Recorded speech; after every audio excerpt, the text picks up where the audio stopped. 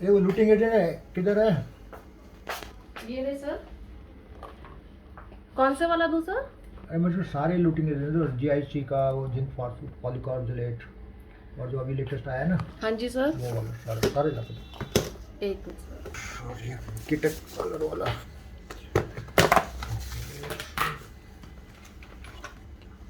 क्या कर रहे हैं सर आप? मैं थोड़ा सा ना इनका सीमेंटिंग टेस्ट कर रहा हूँ, किसकी कितनी सीमेंट है क्या टेस्ट कर रहे हैं सर इसमें? इसमें। मतलब इसमें लगाते हैं ना जब क्राउन के अंदर हाँ जी सर। इसकी क्राउन ब्रेस, रिटेंशन। तो उसमें देख कितना रिटेंशन आ जाता है, किस सीमेंट का कितना रिटेंशन आता है, वो टेस्ट करके देख रहा हूँ आपकी बार ना। अच्छा, इन सब की ट्राई कर रहे हैं सर? हाँ हाँ। तो वो तो सर आप बोलते हैं जितना अच्छा मटेरियल होगा उतनी अच्छी रिटेंशन आएगी। अरे नहीं, ऐसा नहीं है, ऐसा नहीं है, वो तो मटेरियल का तो एक कंपोनेंट है, हम्म।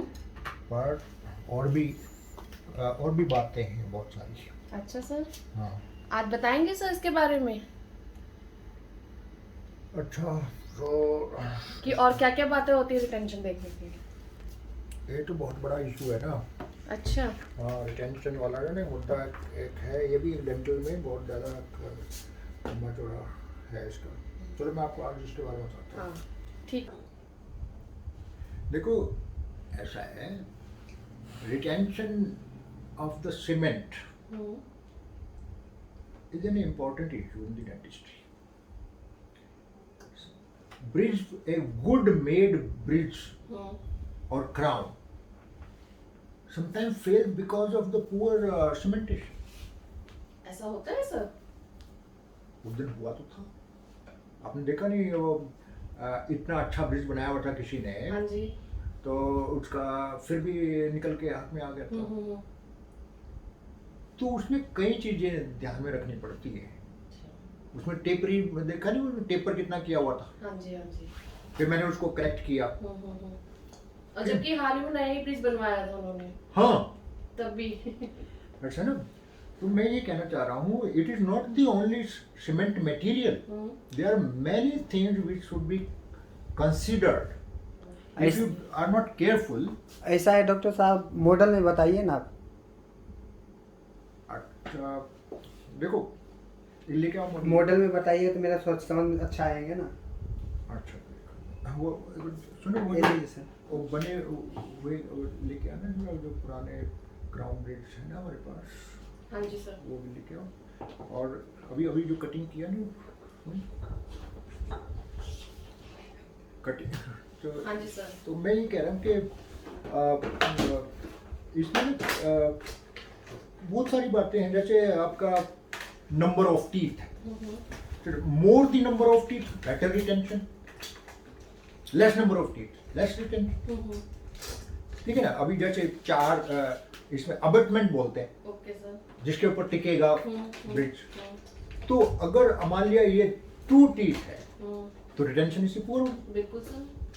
कि नहीं? बिल्कुल। अगर 3 है थोड़ा बेटर होगी, 4 तो ज्यादा बेटर है। तो नंबर ऑफ टीथ। ये लीजिए सर। गुड। और मैं अभी क्या कहना चाह रहा था कि कटिंग के ऊपर डिपेंड करता है कि कटिंग आपने टेप पर कैसे किया। कैसे शेप दी मतलब? हाँ, अभी 7% हम टेपर डालते हैं, ठीक है ना। उसमें अगर आपने ज्यादा टेपर दे दिया, कहीं आपका 18% डाल दिया, वो इतना टेपरिंग हो गया और दांत आराम से निकल गया, ठीक है ना। और कई ऐसे स्क्वायरिश बना देते हैं, वो फंस ही नहीं रहा, टेपर लेस देन 7 है। तो सर आप मॉडल में बताइए ना। अच्छा, तो ये देखो, किसको टैपरिंग कहते हैं? ये मैंने कटिंग किया ना, ये देखो, ये जो टेपरिंग, ये टेपर नहीं किया, ये टेपर, ये टेपर, ये टेपर है, इसको हम टेपरिंग डायमंड से ना यस सर। ऐसे ऐसे कटिंग करते हैं। तो इसको जब ये वायर आया था, ये ज़्यादा टेपर था, ठीक है ना। फिर मैंने इसको करेक्ट किया इधर से, थोड़ा सा इसको हल्का इसका टेपर कम किया। इधर सर्वाइकल उसमें कटिंग थी ही नहीं, सर्वाइकल कटिंग करोगे तभी तो रिटेंशन बनेगी। Okay sir. तो सर्वाइकल कटिंग उसमें अगर कम डालोगे, शैम्फर बनाया ही नहीं, ठीक है ना। तो अभी जैसे जो सर्वाइकल फिनिश होते मार्जिन होते हैं, शैम्फर है, शोल्डर है, मॉडिफाइड बेवल है, मॉडिफाइड शोल्डर है, तो ये इनसे भी काफ़ी रिटेंशन आती है। आपने दिया ही नहीं, अब उसमें क्या एकदम टेप पर बना दिया, कोई सर्वाइकल कटिंग नहीं की, तो हाथ में आ गया। ठीक है ना। और आपकी मॉर्फोलॉजी पे डिपेंड करता है। अभी जैसे ये मोलर है, मोलर की रिटेंशन ज्यादा पाएगी क्योंकि उसकी साइज ज्यादा है, बिल्कुल सर, और प्री मोलर की रिटेंशन कम होगी। कम होगी। तो मॉर्फोलॉजी पे डिपेंड करता है। अच्छा, फिर उसने जो जो सैलो होती है, ऑक्लूजल सैलो, वो बनाया नहीं। क्या होती है सर ये देखो, ये मैंने बनाया ना, अभी कटिंग किया नहीं, ऑक्लूजल। हाँ जी, एक ऑक्लूजल मॉर्फोलॉजी देनी होती है, वो शेप जैसे नेचुरल टूथ होता है ना, हाँ जी, हाँ जी। ग्रूव एंड फोर्सा, हम्म, तो जो सेंट्रल फोर्सा बनाना होता है ओके। वो उसने फ्लैट कर दिया। तो फ्लैट का तो रिटेंशन पुअर होगी ना। आप उसमें ग्रूव बनाओ, सैलो बनाओ, सर्कस बनाओ, मोल्ड बनाओ उसको। नेचुरल टीथ जैसी शेप देनी चाहिए आपको, हाँ, मतलब ये है। टूथ फॉर्म जो है ना should mimic the original form. ठीक है ना। अगर आपने शेप ही चेंज कर दी, रिटेंशन पूरी हो जाएगी। बिल्कुल सर। भाई कुछ तो कारण होगा ना, यहाँ पे इतना वाइड मैस्टिकेटरी प्लेटफॉर्म बनाया है, क्योंकि फोर्स ज्यादा होता है इधर। जितना हैवी फोर्स होगा उतना रिटेंशन पुअर होगी। अगर जिस कहीं ब्रक्सिज्म होते हैं वो तुरंत तोड़ देंगे, आप कितना करो तो ब्रक्सिज्म वाले, उसमें तो बहुत अच्छा रिटेंशन होना चाहिए। जो some people are bruxer, night grinder, ठीक है ना, वो उसको इतना हैवी फोर्स लगा लगा के उसको तोड़ डालते हैं। आपने देखा वो जो 2 दिन पहले आया था, उसका चिप ऑफ हो गया था ऑक्लूजल सरफेस। हाँ जी सर। किस लिए? ब्रक्सर है, अच्छा। रिटेंशन नहीं पुअर थी, वो ब्रक्सर की वजह से वो चिप ऑफ हो गया, इतना हैवी फोर्स है। तो मैं क्या कह रहा हूं कि shape of the tooth, number of the tooth and the material also, okay. material, which type of material you are using, and the timing of the mixing. Most important point. जो उस दिन में मैं आपको डांट रहा था कि मिक्सिंग जो है ना, आप Time लेट late लाए, हाँ जी। लेट लाए तो वो मैं तो रिजेक्ट कर दूंगा।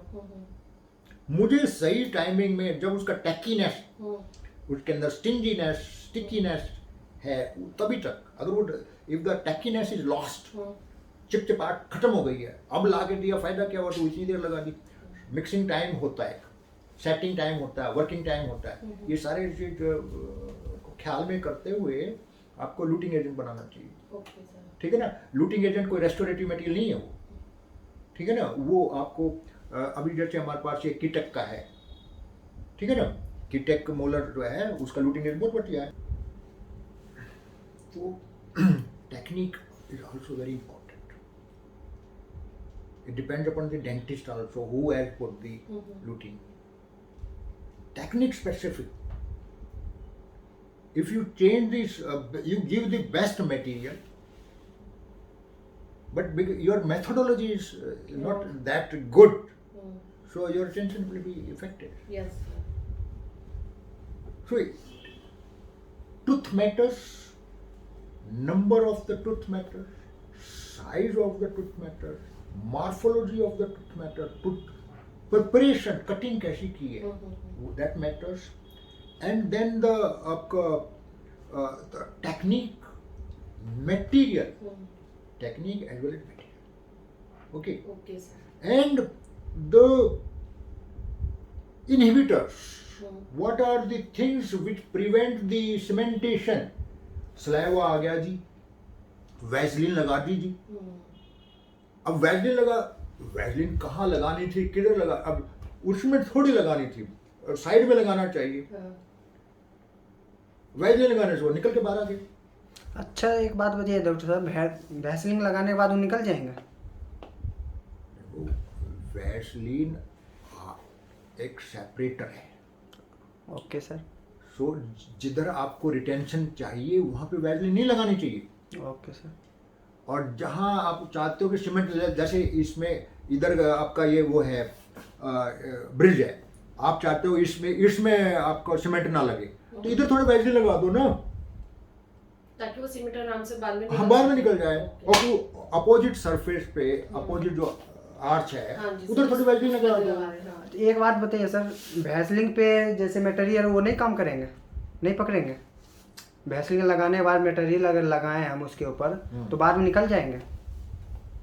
नहीं, उसमें ये है, इसमें हिच है ओके सर। क्या, if you put the little bit Vaseline on the vital truth where you feel that this will help the easy removal of the From your brain. bridge. Okay, the one of the most important clinical tip is that you must cement the bridge in such a way it can be removed easily Okay, sir. if you want to remove. Yes. There should not be any lock without key. There should not be any problem without solution. तो sir आप एक बार करोन लगा बता दिखा सकते हैं? हाँ क्यों नहीं, देखो ना, ये देखो ना, ये लगाया, ये इसमें ब्रिज लगाना। ओके, सो इसके अंदर आप मिक्स करो, मिक्स करके, मिक्स करना थोड़ा, उसको मिक्स कीजिए, ओके टेक वाला मिक्स कर दीजिए। यस यस, देखो ठीक है, अब ये मिक्स कर दिया, अब इसके ऊपर ऐसे लगाएं। अब इसमें देखो, यहाँ मैंने ये पेशेंट के ऊपर जो है ना मैटर करता है। अभी पेशेंट भी जो है, हाँ बताइए। Patient also matters. अभी क्राउन इसमें उतना नहीं पता लगेगा। अच्छा। पेशेंट में स्लाइवा होता है, मूवमेंट होता है, बाइट होती है, हाई पॉइंट होता है, तो ये सारी बातें जो है आपको वो करता है, मैटर करता है। मैटर करता है सर। क्योंकि यहाँ पे तो मैं करके दिखा दूँ, बिल्कुल सर। लेकिन पेशेंट में चाहिए ना। बिल्कुल। Patient mouth is a theater of war Right, sir. where many problematic factor works. Patient आपने तैयार किया, ड्राई किया, और जैसे ही पुट करने लगे उसने मुंह बंद कर दिया कि वो स्लाइवा आ गया जी। अच्छा सर, मुंह बंद करने के बाद वो नहीं काम करेंगे क्या? कहाँ करेगा, स्लाइवा आ गया ना, कि ड्राई थोड़ी किया, तो स्लाइवा चला गया, स्लाइवा जाते ही वो रिटेंशन पूरा आएगी। अच्छा। एरिया ड्राई होना चाहिए, क्लीन होना, ब्लड नहीं होना चाहिए उसके अंदर। अच्छा। हाँ, और हाई पॉइंट नहीं होना चाहिए। हाई पॉइंट रिटेंशन को तोड़ देगा, चाहे कितने भी स्ट्रांग हो, हाई पॉइंट नहीं उसको चलने देगा। मतलब कितना अच्छे से अच्छा मटेरियल यूज करने के बावजूद भी नहीं। नहीं, हाई पॉइंट तो बहुत खतरनाक है। हाई पॉइंट ब्रक्सिज्म वाला भी हो सकता है, यूनिवर्सल हाई पॉइंट, मतलब पूरा सारे का हाई पॉइंट है, वर्टिकल डायमेंशन ही अफेक्टेड हो गया जी, ठीक है ना। और मैं कह रहा हूँ कि प्रॉपर प्लेसमेंट नहीं, रॉकिंग हो रही है उसकी।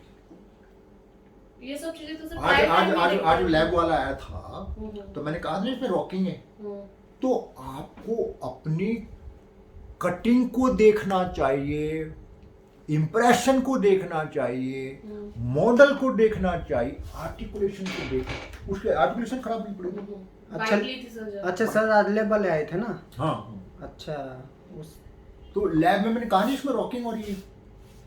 अगर आपको रॉकिंग है ना ब्रिज की, ऐसे ऐसे नाचता है, मतलब लगाने से पहले, तो भाई साहब वो उसकी रिटेंशन टूटेगी। Okay sir. तो मैं ये कह रहा हूँ कि मैडम, मेटेरियल ये इम्पोर्टेंट नहीं है, मेटेरियल के अलावा technique, the person, the tooth, the lab, है ना, द टाइमिंग, बहुत सारे फैक्टर हैं। अच्छा है ना सर, आज आपने समझा दिए सारे फैक्टर्स। तभी तो मैं कह रहा हूँ कि भैया सारा ख्याल रखना। इसके लिए sir thank you. Thank you sir.